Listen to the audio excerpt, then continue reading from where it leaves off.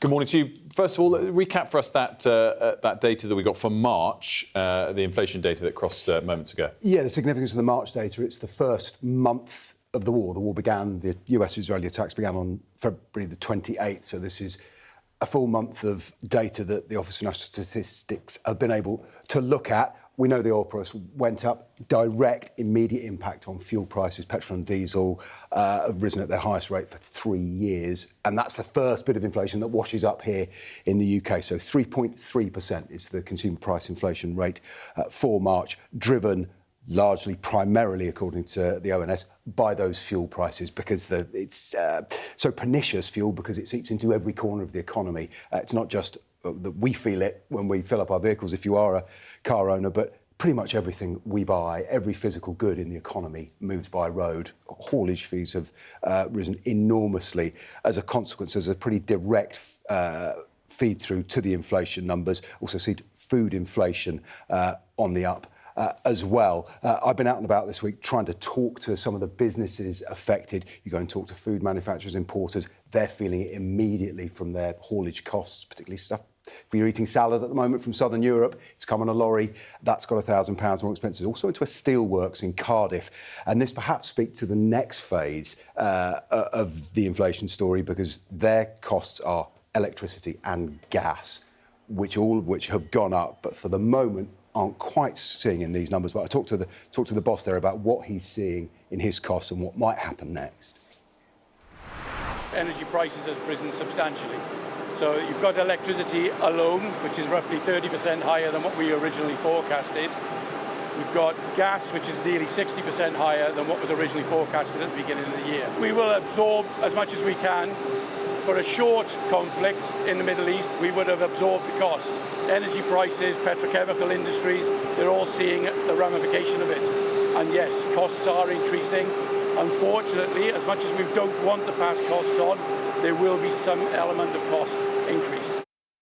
I guess, Paul, that's the kind of key, isn't it? This could just be the beginning of a much deeper trend. And I just want to bring in what's happening with airlines as well, because we've seen this news through from Lufthansa. I know there's some specific issues with Lufthansa, but they are also saying that the reason that they're having to cut all these flights is because of the rising cost of jet fuel. Yeah, unusual or occasionally surprising frankness from an enormous organisation, Lufthansa. They announced last night they're cutting 20,000 flights, short-haul flights across Europe.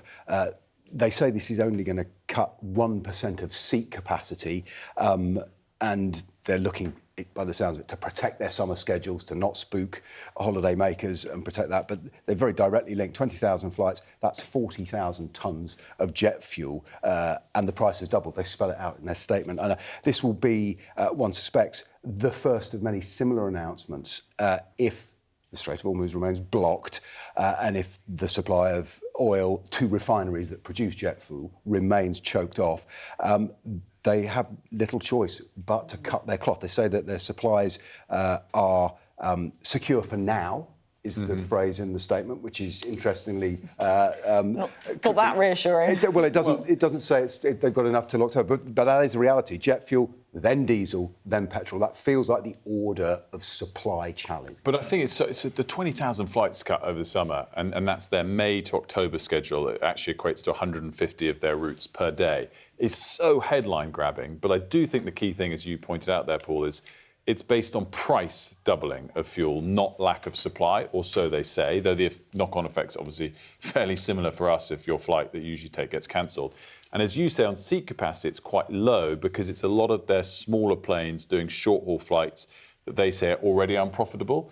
So that's the fact. But as you say, there could be many more. And on the note of that, just remind people, we spoke to Michael O'Leary, the Ryanair CEO, a few weeks ago, and he was talking then about when, if the war continued, it would actually affect supply of their jet fuel, not just costs.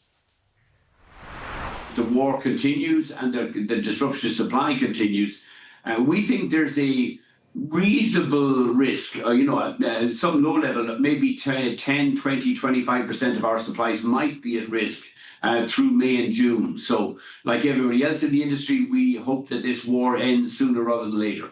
At the moment, we're reasonably certain there'll be no disruption in supply until about the middle of May. And obviously, we would hope this war will finish before the end of April, and then I think the risk of disruption will go away. So interesting, he's talking about 20% of supply of jet fuel in Europe being, threatened for the months of May and June if it continues through April. That was on the 31st of March, and now obviously it's what is the date today? The 20th or something? 22nd. 22nd. Sorry. Breaking news.